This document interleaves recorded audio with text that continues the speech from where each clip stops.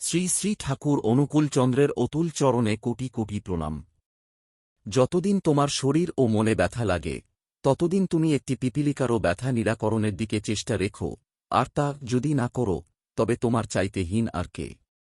তোমার গালে চর মারলে যদি বলতে পারো কে কাকে মারে, তবে অন্যের বেলায় বলো ভালোই। খবরদার, নিজে যদি না ভাবতে পারো তবে অন্যের বেলায় বলতে যেও না।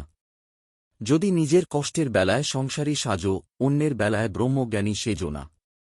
বরং নিজের দুঃখের বেলায় ব্রহ্মজ্ঞানী সাজো আর অন্যের বেলায় সংসারী সাজো, এমন ঢেলো ভালো। যদি মানুষ হও তো নিজের দুঃখে হাসো আর পরের দুঃখে কাঁদো। নিজের মৃত্যু যদি অপছন্দ করো তবে কখনো কাউকে মর বলো না। হাসো, কিন্তু বিদ্রূপে নয়। কাঁদো, কিন্তু আসক্তিতে নয়, ভালোবাসায়, প্রেমে। বলো, কিন্তু আত্মপ্রশংসায় বা খ্যাতি বিস্তারের জন্য নয়। তোমার চরিত্রের কোনো উদাহরণে যদি কারো মঙ্গল হয়, তবে তার নিকটে তা গোপন রেখো না। তোমার সৎস্বভাব তুমি ফুটে উঠুক, কিন্তু আপন ভাষায় ব্যক্ত না হয়, নজর রেখো। সত্যে তোমার আসক্তি সংলগ্ন করো, অজ্ঞাতসারে সৎ হবে।